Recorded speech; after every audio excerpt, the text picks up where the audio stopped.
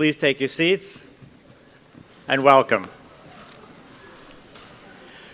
Let me start by welcoming the stars of the show today, the class of 2022.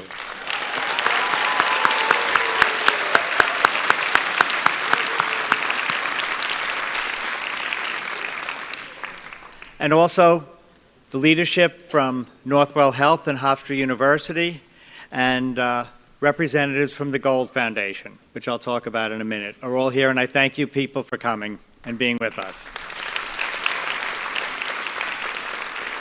And to the many parents and friends, it's amazing to see such a crowd, and thanks for supporting your children in this class. So, what are we doing here today? 25 years ago, Dr. Gold of the Gold Foundation started the first white coat ceremony ever in this country, for that matter, probably in the world. And he did it at Columbia University, where he was a professor of pediatric neurology, because he felt that we needed to remind students from the day they entered medical school that they were part of the medical profession and had privileges and obligations that come from that. And now we know that I think 100% of the medical schools, or pretty close to it, and now many nursing schools and more are doing a white coat ceremony. And Dr. Gold sadly passed away this year, but his legacy lives on. And I thank the members of the Gold Foundation and also the members of our Gold Humanism Honor Society, the upperclassmen who escorted this class in today. So this is indeed a celebration. But what is it a celebration of? You haven't done much, right? I mean, you did get through CPR, but you know, that's only a little step.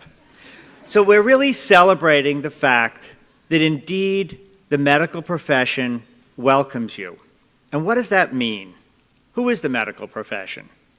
It certainly isn't any one person, but it is the group of people who represent the caregivers called doctors, and part of that group is a culture, a body of knowledge, a philosophy, and a set of rules of how one behaves when you receive the privilege from patients and society to be called doctor.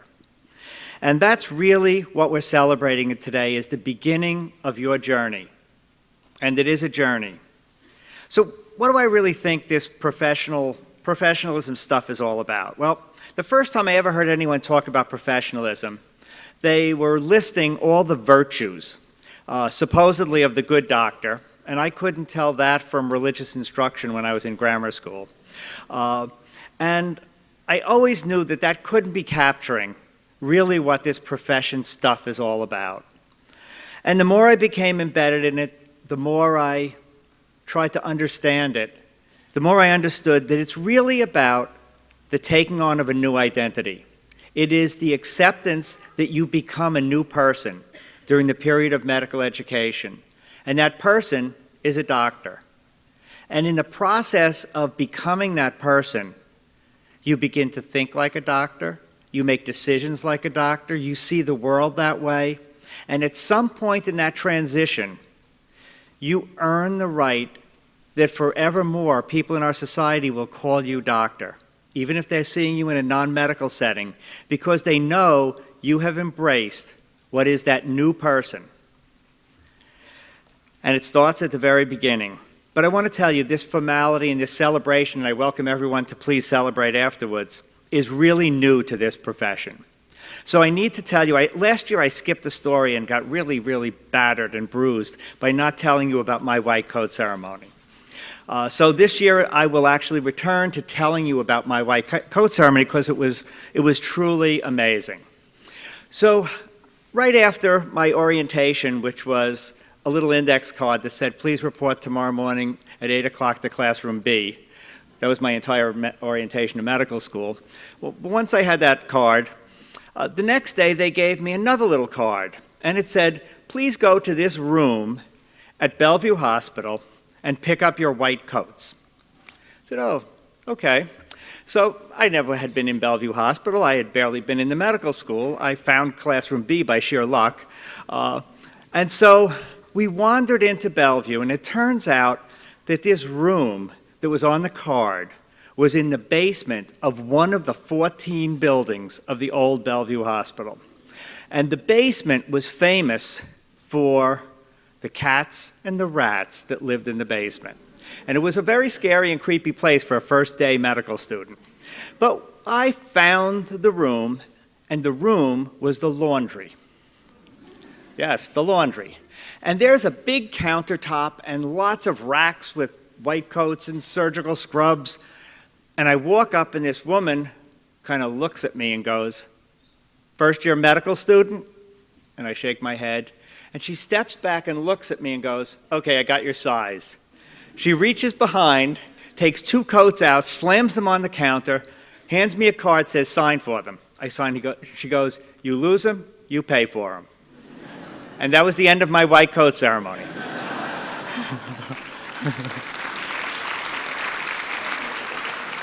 So see how much nicer it is today. We don't even charge you if you lose them. Maybe. Do we charge them, Jody? I don't know whether we do. So the fact is that we have come to recognize that this is a special moment in your lives, and we are really comfortable celebrating it as such. But let me talk a little bit to the rest of the audience. So this is 8 years this medical school's been in existence, 11 years since we began to plan it, and we took a very particular view of how to train tomorrow's doctors. First of all, we said tomorrow's medicine and today's medicine looks nothing like yesterday's. And if we reproduce the training that was outstanding 30 years ago, it will completely miss the target for today and tomorrow. And so, how do we educate medical students for a health system that we only have a bare glimpse of? We're not even sure how the medicine will actually be practiced during the times of your careers. But we knew certain things were not going to change.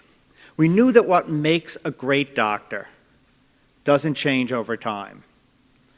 And we know that it's all about patients believing that they really listen to them, that they're empathetic, and that they care.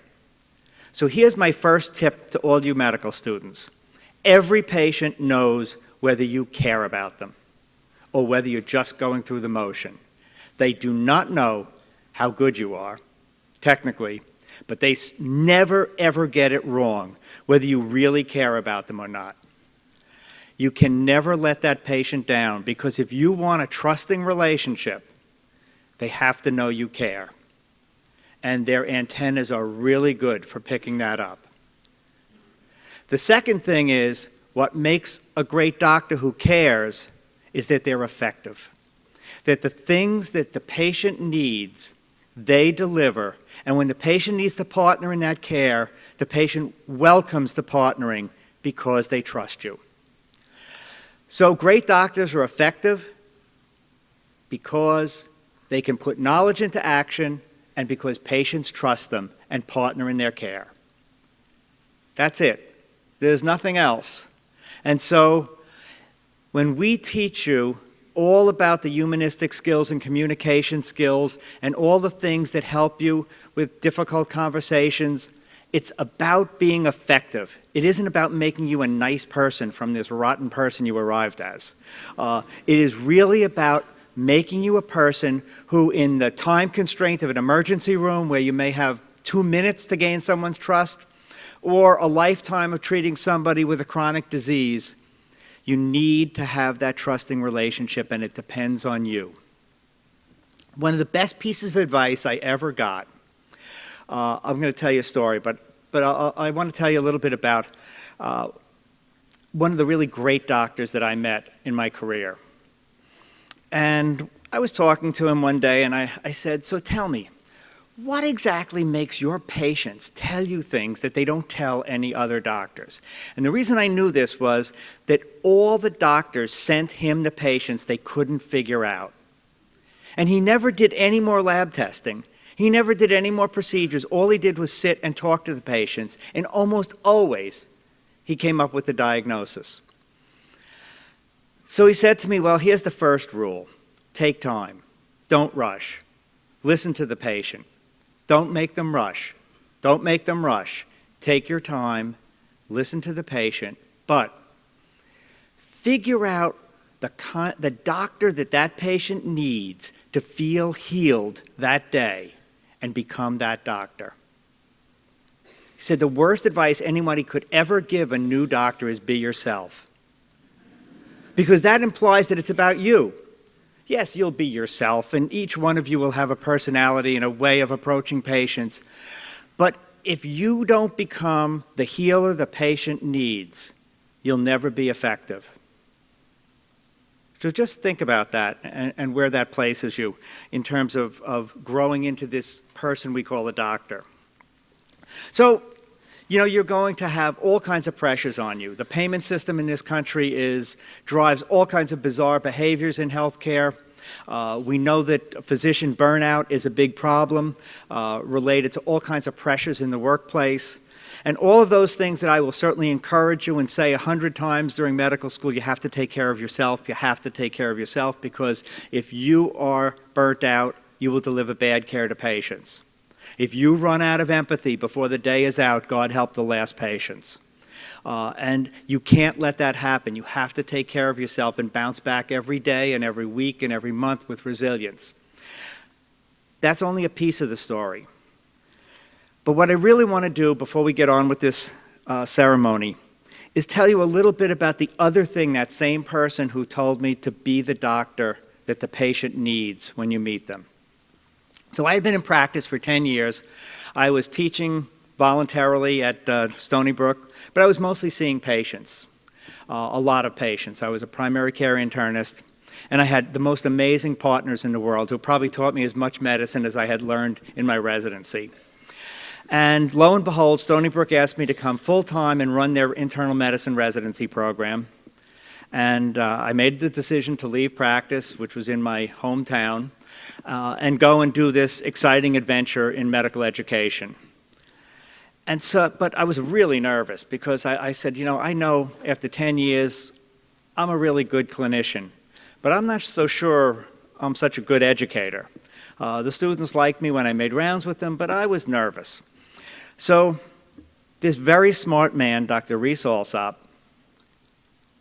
I said to him, Reese, I want to come over to your house and I want to talk to you and get your insight into maybe how I can make sure that I can actually teach people appropriately.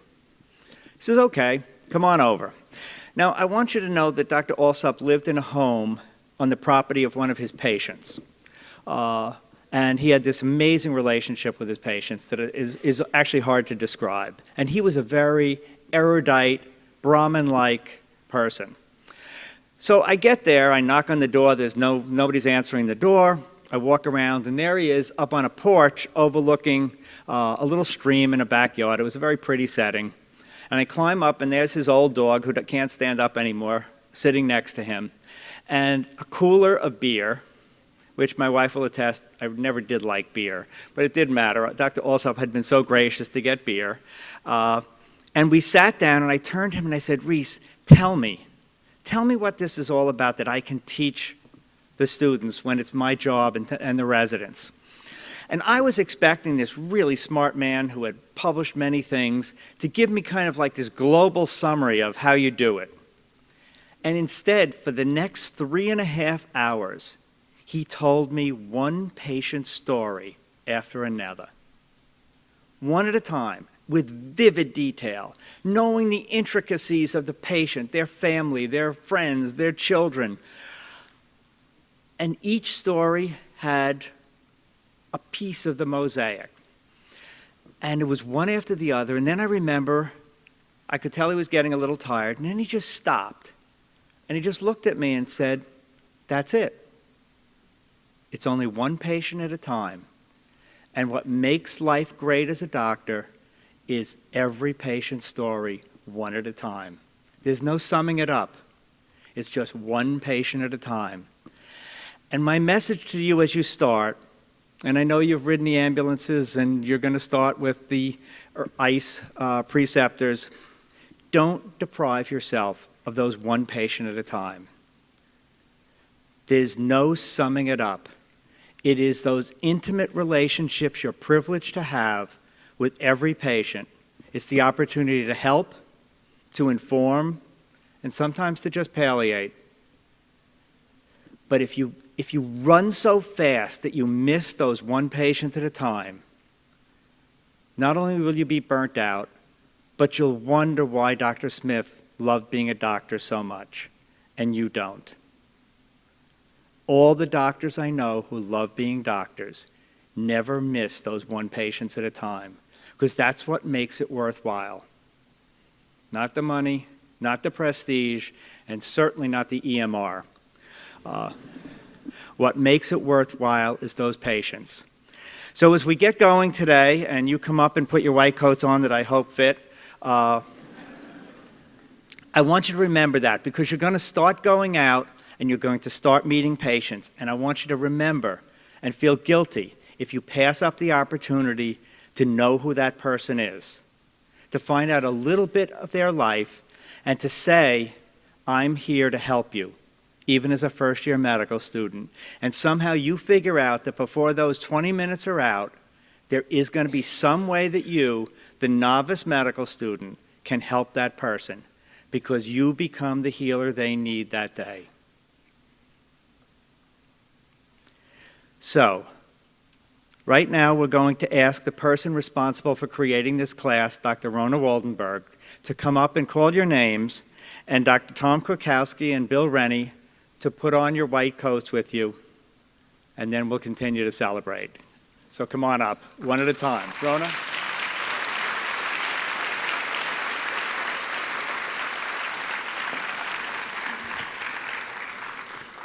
Good afternoon, everyone. Dr. Smith, honored guests, esteemed colleagues, family, and friends, it is my privilege and honor to introduce to you the entering class of 2018. Madeline Abrams, Kelly Abel.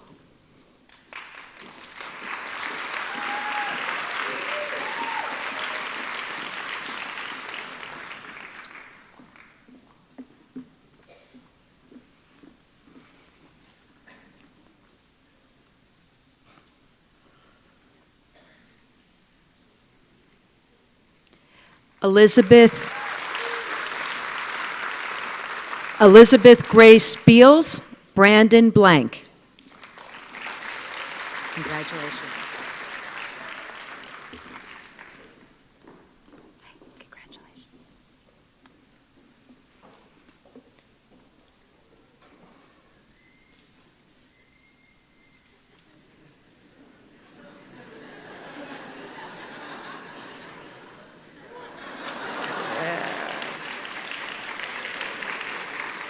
Zachary Bordeaux and William Borenzweig.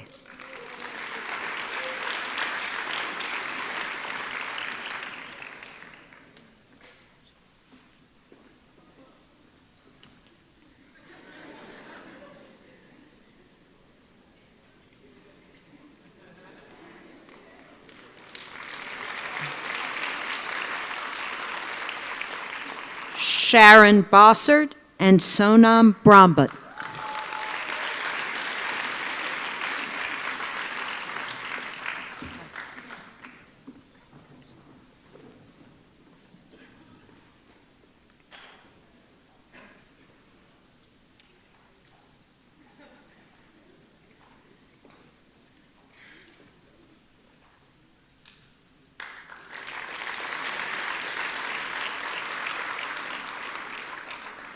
Aaron Burstein and Joshua Burstein. And no, you're not seeing double.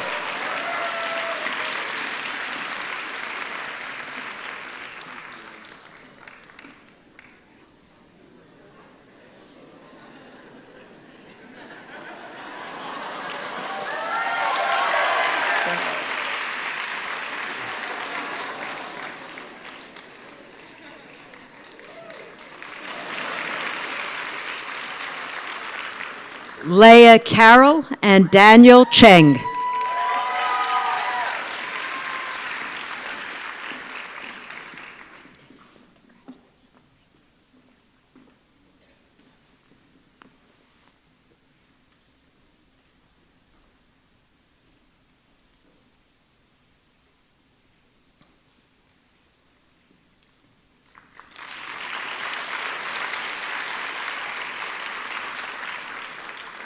Gregory Chunkyo and Yuna Choi.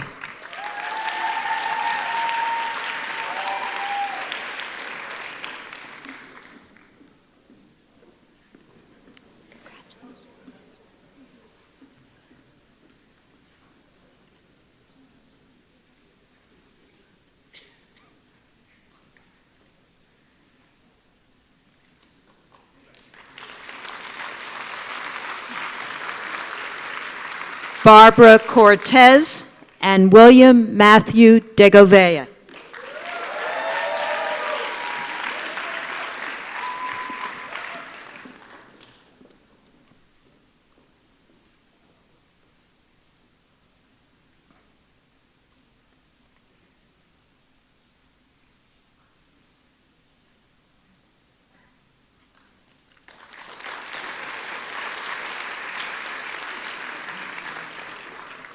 Justin Diamond and Eric Dolmovitz.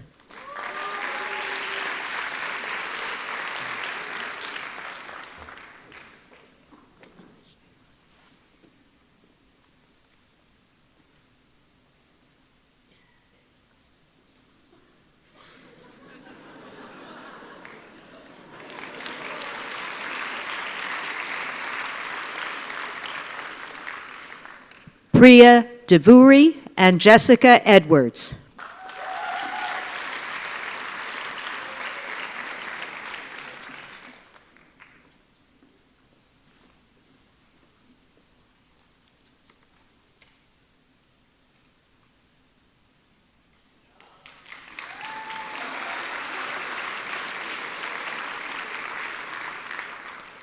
Clinton Edom and Vivian Gear Amengo.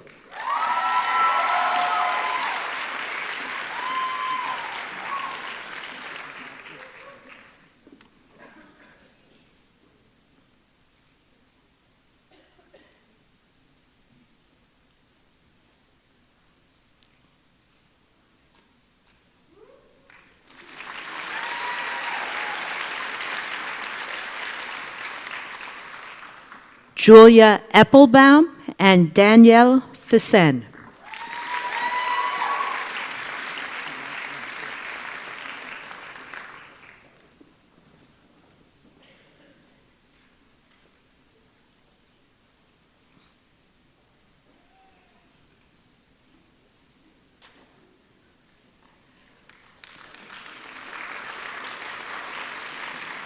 Rachel Faruya and Alan Gao.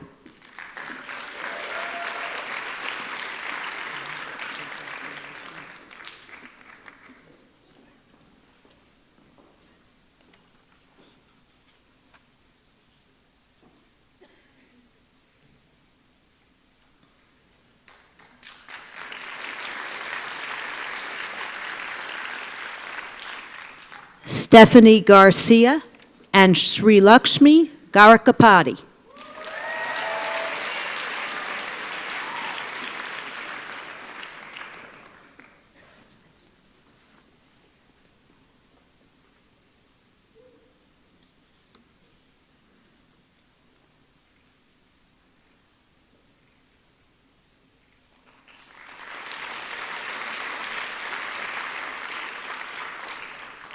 Michael Gerber and Gregory Giancana.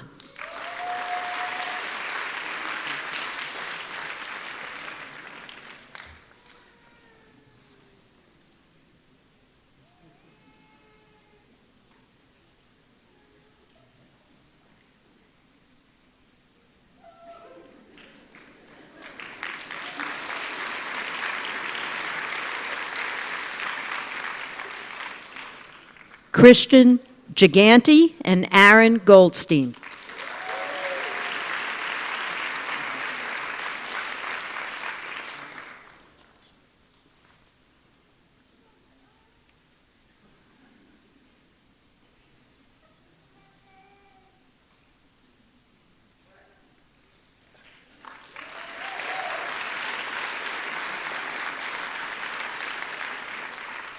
Liat Goldstein and Nicole Ashley Goodbich.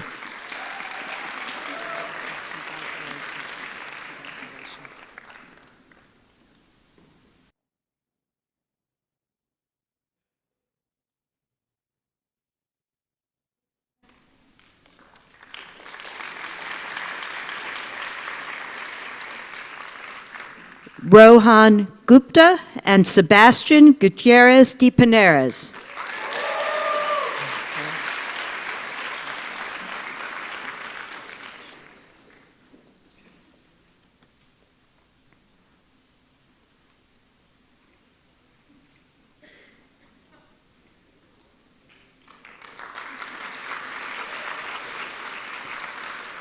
Julia Harper and Matthew Hill.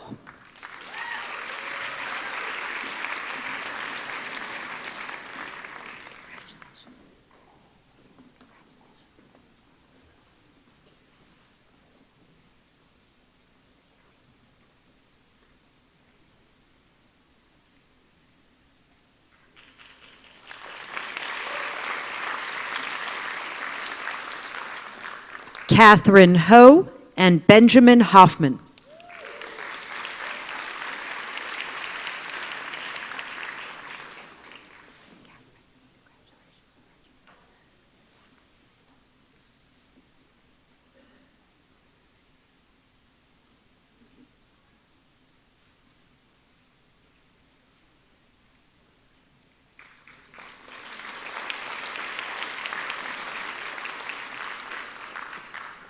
Tabia Hofstadter and Elise Hahn.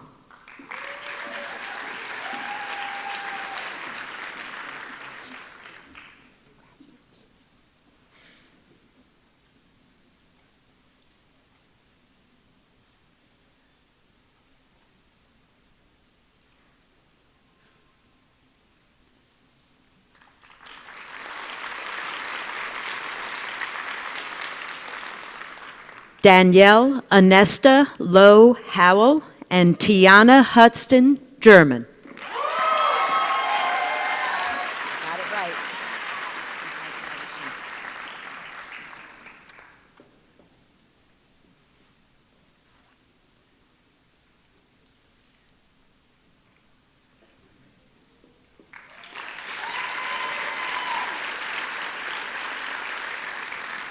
Tyler Humphrey and Ginny Jeng.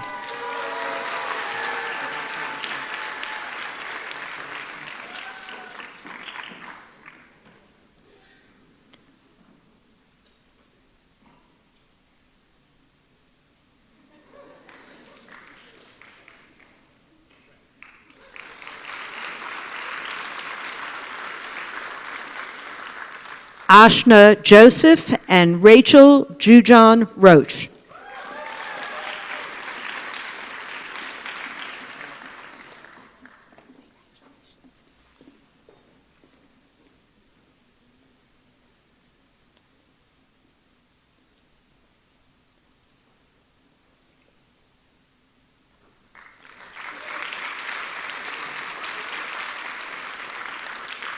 Hannah Jewell and Vahag Kachegian. How'd I do?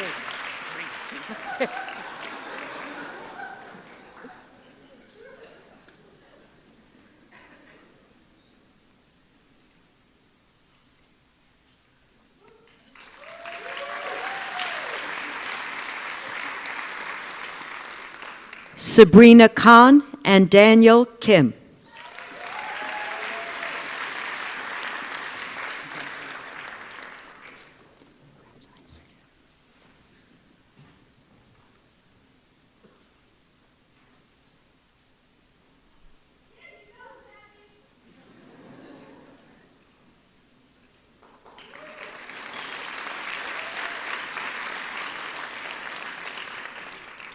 Nancy Kim and Emily Nalvin Krasnow.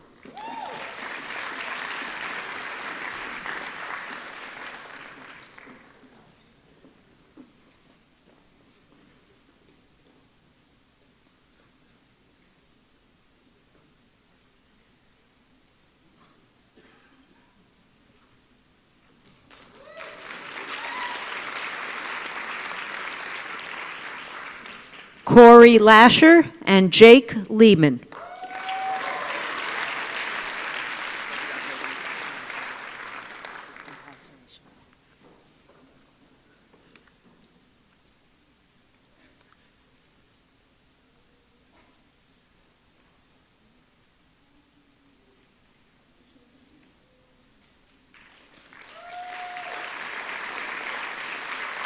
Peter Thomas Leistikov and Maribel Lima.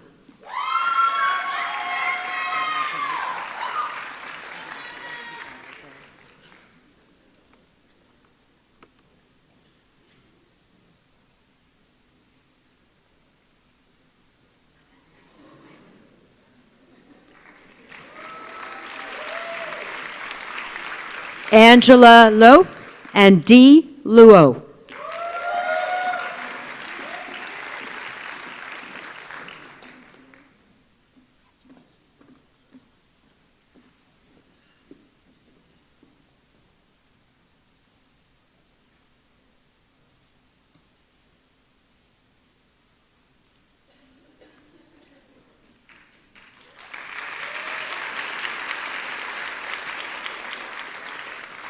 Brandon Lynn and Nicholas Malchione.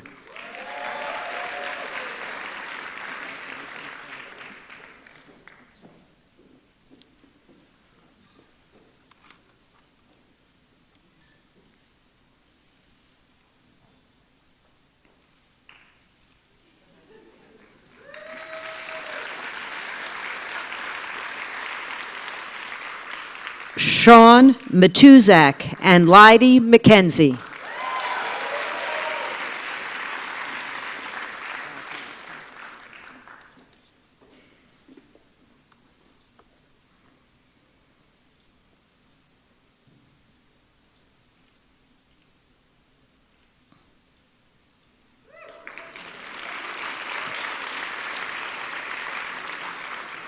Mark Mizrahi and Dina Sophia Moomin.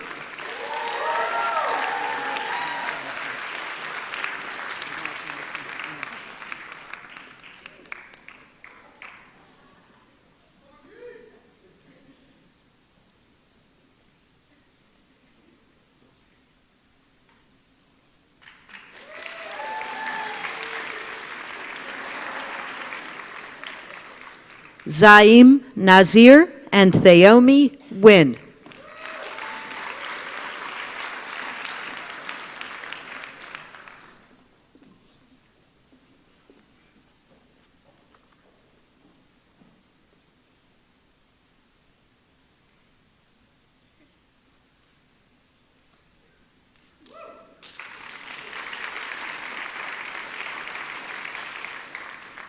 Alexandra Norden and Adam Opitz Lewy.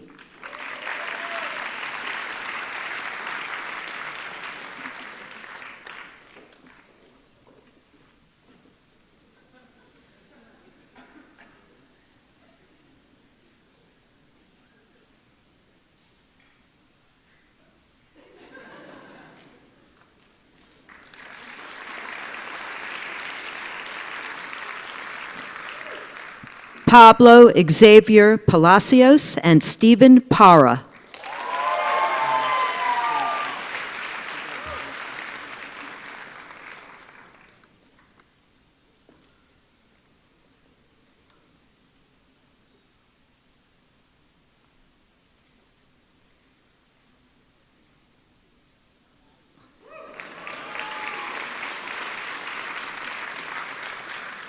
Nicole Radova and Philippe Rameau.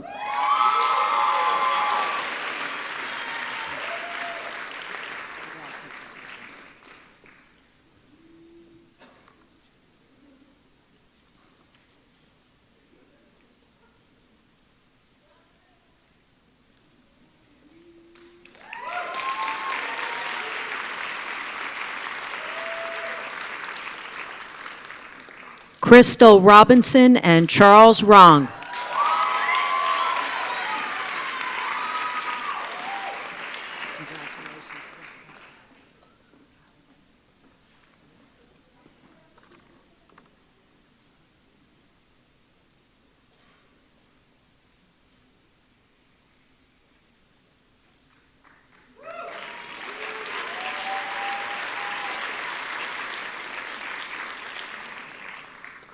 Tiffany Sahadio and Jonathan Sackney.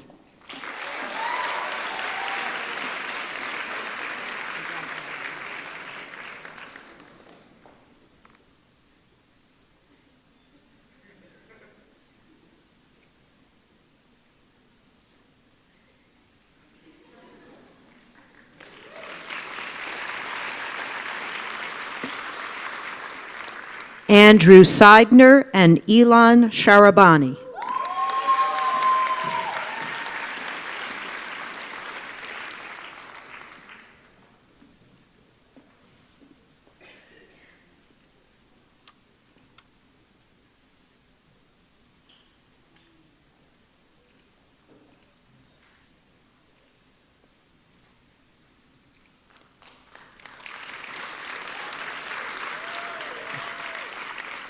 Shaya Shasavarani and Michael Shen.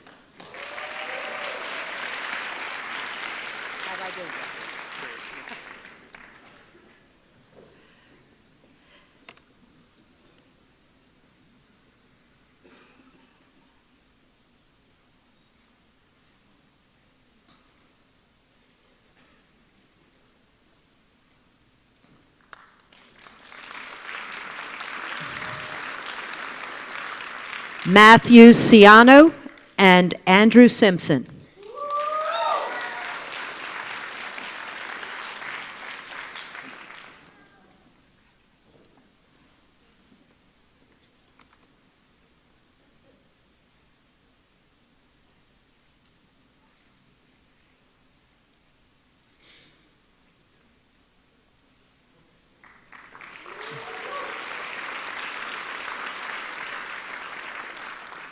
Junho Song and Alexandra Sergey.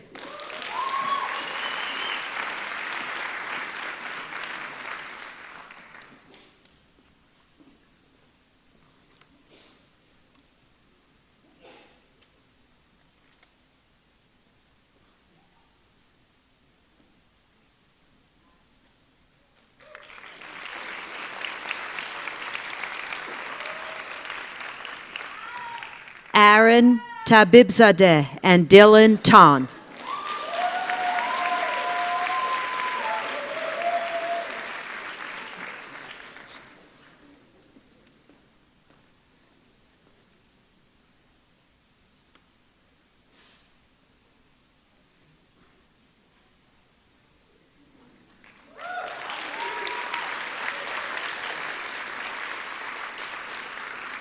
Victoria Timmel and Joby Sai.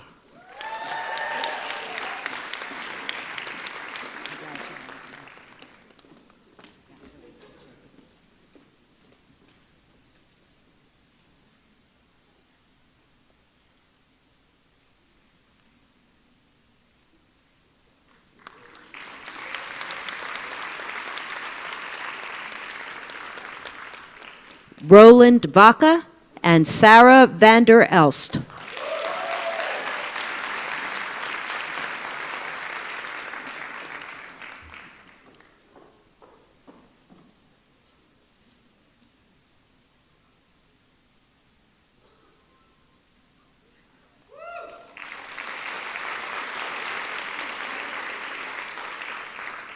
Saurabh Vatsia and Maria Vincent.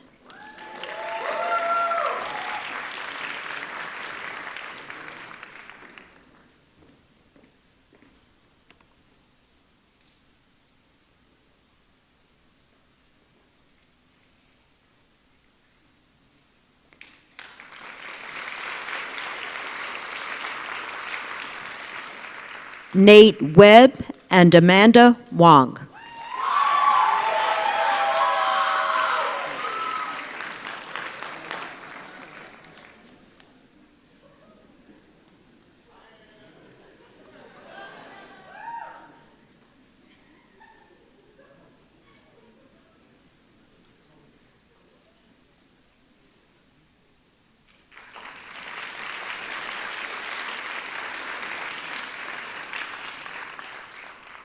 Angela Yang and Matanya Yehonatan.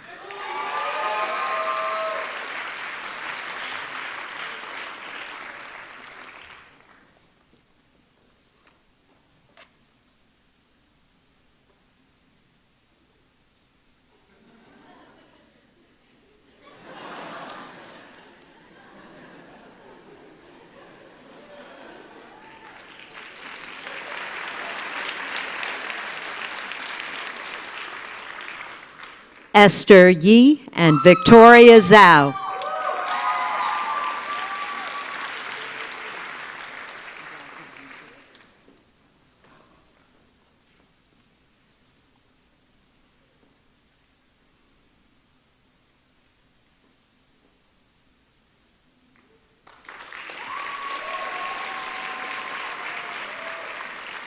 And last but not least, Daniel Zhu and Harrison Zucker.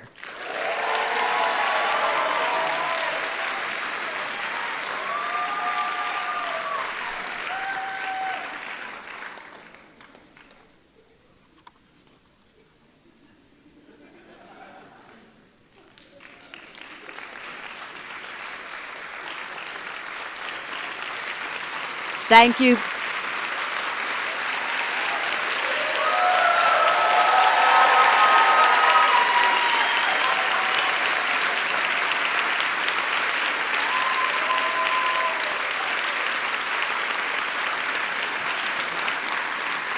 So let's have a big hand for the coders. That was the most work of the day.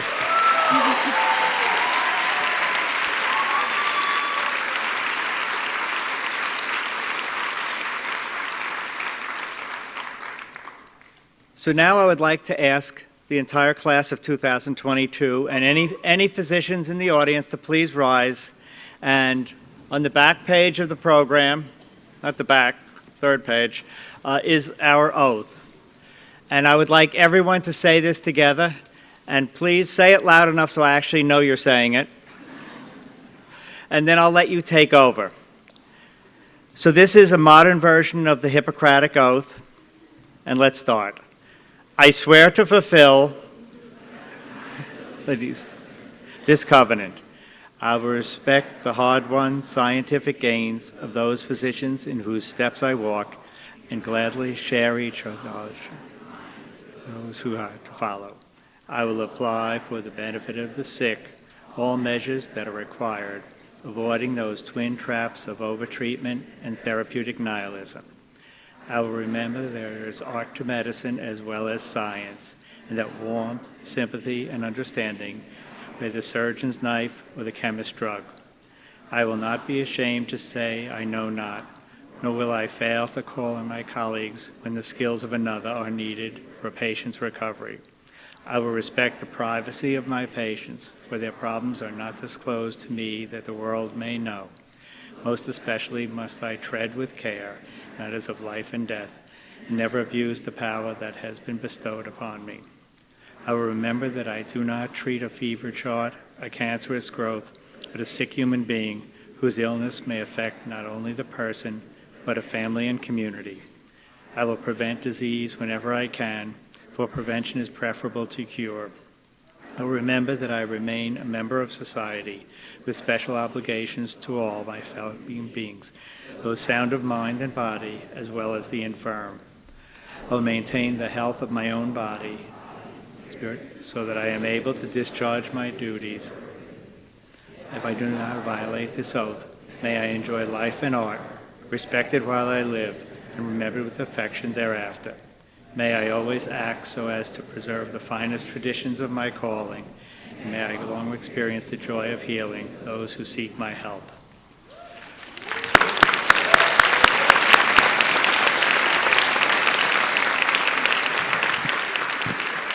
So I think all of you can be seated for a second.